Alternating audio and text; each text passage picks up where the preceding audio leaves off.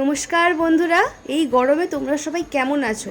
যা গরম পড়েছে, আর এই বিটঘুটে গরমে আমরা এসেছি কলেজে ক্লাস করতে। আর এই গরমে কলেজে এসে আমরা কি করছি দেখো। মৌসুমি বাড়ির থেকে আম নিয়ে এসেছে, তো এই আমগুলো এখন কাটা চলছে।